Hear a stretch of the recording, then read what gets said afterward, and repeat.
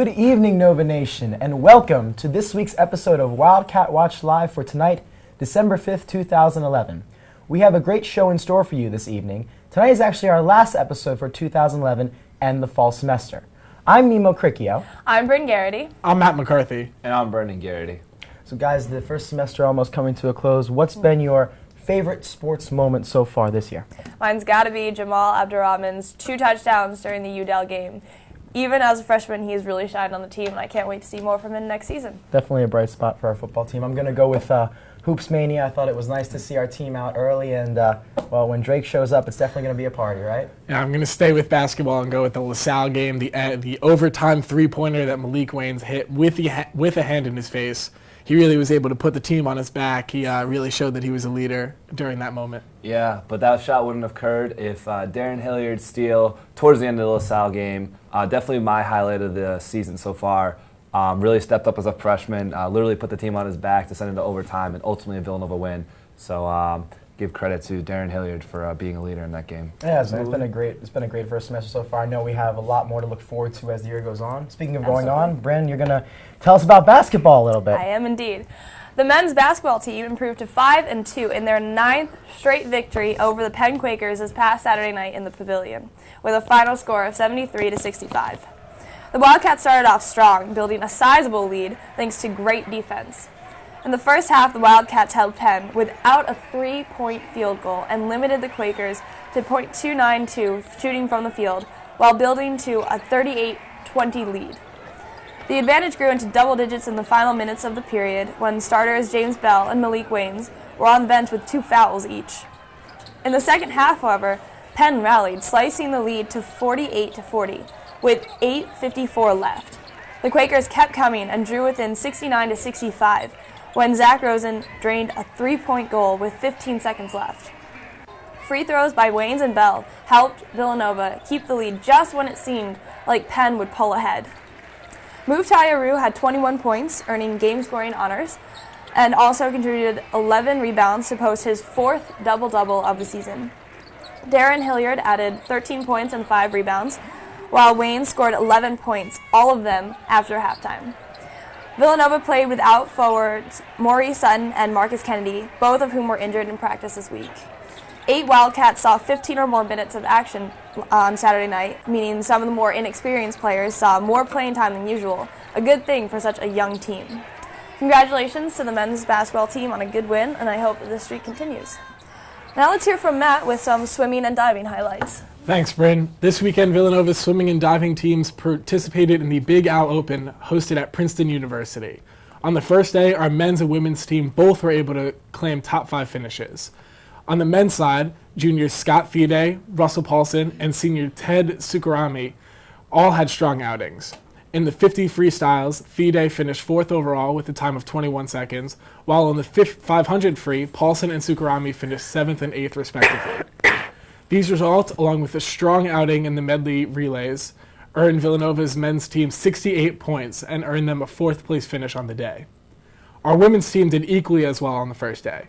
Junior Roxy Tamaj set a strong start for the day in the 500-yard freestyle, and the Snova junior claimed 1st place overall in the race. Along with Tamaj's stellar outing, junior Haley Edwards finished 5th in the 500 freestyle, and juniors Leanne Patterson and Summer Cook finished 14th and 16th respectively in that race.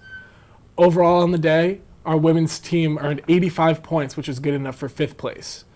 Even though on day 2 of the Big Al Open, Nova had 3 male athletes advance to the A-level finals of their respective events.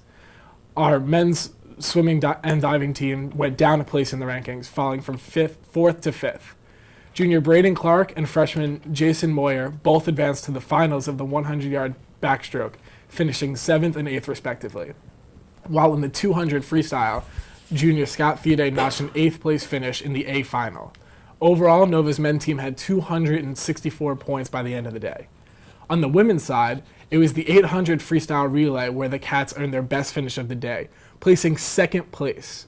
Thanks to a strong outing by the relay team and hard-earned finishes by juniors Haley Edwards and Leanne Patterson and senior Yolana Duplessis, our women's team held on to their 5th place ranking for the day. Edwards and Patterson came in 3rd and 5th respectively in the 400 individual medley, while Duplessis finished 6th in the A final of the 100 backstroke. With one day of competition left on Sunday, our men's and women's teams gave it their all, but unfortunately were able to crack the top 3. But they were able to remain in their spots for a 5th place finish in the competition. Now over to Brendan, who's going to talk to us a little bit about women's basketball and what they did this past week. Thanks, Matt. The Lady Wildcats did not play at home in their 2 games this week. However, they stayed in the Pennsylvania area with matches against Lehigh and LaSalle. On Wednesday, the women faced the Lehigh Mountain Hawks, and they were given a battle as the game went into overtime. In the 4th quarter of the Villanova game, Villanova was up 52-49 until Kelly Peterson of Lehigh drove a trifecta at the buzzer to send the game to extras. However, have no fear, in overtime, junior forward Laura Sweeney turned her swag on by scoring 8 out of Nova's last 10 points in order to close out Lehigh. Laura Sweeney led the way with 27 points and 13 rebounds. She was supported by Lauren Burford and Rachel Roberts, who also chipped in with 12 and 11 points respectively. For the day, it was actually a really subpar day for Villanova, as they only shot 31% from the field. However, they were able to overcome this with stifling defense and only sending Lehigh to the line 4 times. The Villanova women also played a Big Five game with a 67-51 win over the LaSalle Explorers. Laura Sweeney again led the way for the Wildcats with 24 points and 11 rebounds. This game was not much of a contest, as the women used a 15-6 run to open up a 50-34 advantage at the 10:51 mark. Both Emily Suey and Emily Lear were the catalysts of this run as they combined for 11 points. Villanova built their lead up to as much as 19 points during the game, as their offense was a runaway train. They dominated on the boards by a score of 34-25. Look for the women to build off this impressive win as they look to return to the court on Wednesday for a game against Providence. And now let's go over to Mimo with some upcoming games and predictions. Thank you, Brendan. Now, I know we had a close call on Saturday night at the Pavilion. Honestly, I don't know what was stranger, that Villanova won by just 8 points, or that Penn got a whopping 50 fans to show up to the Pavilion to cheer on the Quakers. Maybe there really is benefit to getting your homework done early. I don't know. Well, now that the Ivy League is out of the way, we can move on to some serious basketball. Namely, the number 13 Missouri Tigers tomorrow night at the Mecca of basketball, Madison Square Garden. The Wildcats are looking to regain their stride after encountering some strong adversity from their past 3 opponents. If Villanova is going to be successful, they'd better bring their A game against Missouri, who ranks 6th in points per game and boasts the 5th highest field goal percentage in D1 play, not to mention a perfect 7-0 record.